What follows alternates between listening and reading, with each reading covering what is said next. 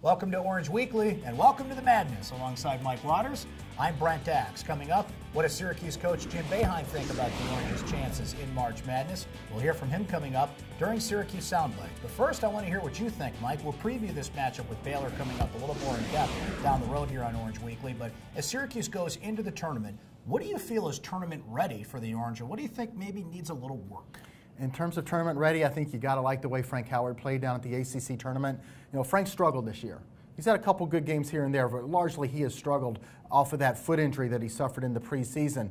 But when going down in Charlotte, playing against both Pittsburgh and Duke, he had two really good games, especially the 28-point performance against Duke. I think that's a very good sign for Syracuse as they head into the NCAAs. And you listen to him and he says he feels like he's got his legs back. He feels like he's playing at a level coming out of the summer. And Jim Boeheim has touched on that from time to time throughout the year, how good Frank looked coming into the year. So maybe he's back to that player, and Syracuse really needs him to be there. And even though Syracuse is not a high percentage team in terms of making threes, they're certainly going to have to make some from beyond the arc to win in the tournament, and that's where Buddy Boeheim comes in.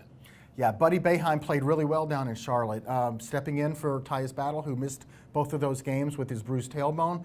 Buddy can make threes. Buddy can't do everything Tyus can do, but Buddy can make threes. He stretches the floor. With him on one wing, Elijah Hughes on the other, Syracuse can be a dangerous three-point shooting team, if not always very consistent. They're 17-3 this season when they make 10 or more threes in a game. That's pretty good. That's pretty good. Now, the thing is they're not always there, and the percentage as a team isn't all that great about middle of the pack in the ACC. So, you know, you can't always count on it, but man, when it's there, they can beat anybody. Now, Mike, the big question, of course, is Tyus Battle. He's healthy. He will play in this game. He's practicing, but, you know, you sit out a couple of games. You've got some lower back issues, long flight to Salt Lake. We really have to see how he reacts, but when Tyus is at his best, you know, certainly Syracuse wants their best player on the floor, but they reacted well without him at the ACC tournament. They did, but you want your big guy there when the bright lights come on, when you're out there in the NCAA tournament. Tyus Battle is this team's go-to guy. You know, he can score when nothing else is going on. So they're going to need him. I think they're going to need him against a tough defensive team like Baylor, and if they plan on moving on, you just have to wait and see until maybe Wednesday's open practice in Salt Lake City to see how he's moving. And, of course, the inside play with Pascal Chukwu, O'Shea Brissett. You never know what you're going to get there, kind of that box of chocolates theory, but Syracuse will certainly need at least one of those two, O'Shea preferably, to be on his game. And it's interesting, Mike, because you look at last year's team. They were down to 6 guys, leaned on their defense, loved to play games in the 50s. You add in, as we mentioned, Buddy Boeheim, but the X factor here could be Elijah Hughes. Not only shooting the 3, but he showed a little bit more willingness down the stretch to take the ball inside when needed. Yeah, you're right. Last year's team identity, especially as they entered the postseason, was defense.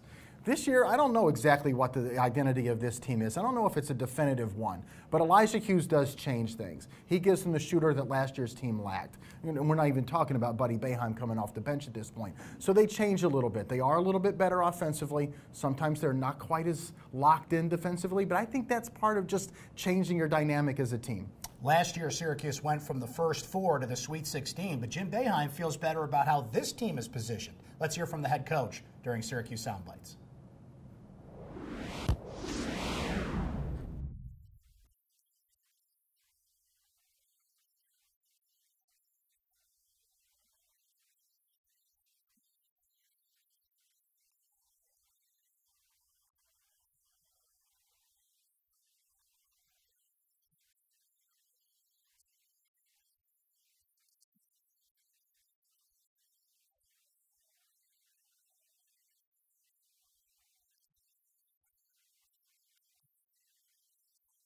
Mike, as we've seen in the NCAA tournament, that 8-9 matchup is pretty much a coin flip. Baylor lost 4 games down the stretch. Syracuse lost 4 of their last 5 down the stretch. Syracuse had an injury at guard and Tyus Battle, and Baylor had a key injury down the stretch. Now, Makai Mason played through injury, but Baylor lost a lot of games down the stretch. If Baylor's going to be competitive in this game, they really need him healthy. Yeah, they do, because he's their leading scorer. He's also their leading three-point shooter, a key guy in the backcourt for Baylor. So if you're thinking about attacking the Syracuse zone, you want Makai Mason at 100% health. And Baylor overcame another key injury during the season. Yeah, they did. After 14 games, Tristan Clark, 6'9" sophomore forward, he was leading them in scoring at the time, also a leading rebounder. So they had to kind of really readjust on the fly 14 games in the season. actually, when you think about it, Scott Drew did a great job of getting Baylor back on track after losing such a key guy. Now, usually Syracuse has a big advantage with the 2-3 zone. With Baylor, maybe it's not such a big advantage, right, Mike? Yeah, Scott Drew, the Baylor coach, he's used the 2-3 zone throughout his career to great success at Baylor, actually. Not using it quite as much this year. So a different-looking team. He's gone a little bit more with man-to-man, but still, Scott Drew, his assistant coaches, the veteran players, they're all going to be familiar with how a 2-3 zone works. Now, barring an upset of historic proportions, the winner of this game will get Gonzaga on Saturday in Salt Lake City. If it's Syracuse, Mike, they've had some recent success against the Zags. That #1 seed and everything that comes with Mark Few's team is not going to intimidate Syracuse. No, Syracuse has played Gonzaga twice in the NCAA Tournament in history. 2010 in Buffalo, Syracuse wins in the second round to move on to the Sweet 16. And then in 2016, Syracuse beats Gonzaga in Chicago. Great game. Trevor Cooney with a key steal in the final seconds. Tyler Lydon with the game-saving block. Of course, then Syracuse, 2 days later, they go on and they play Virginia and beat them and go on to the Final Four. That's just it, Mike. Anything can happen. The madness is here. We'll see how far the Orange go. For now, that's Orange Weekly. For Mike Waters, I'm Brent Dax. We'll talk to you next time.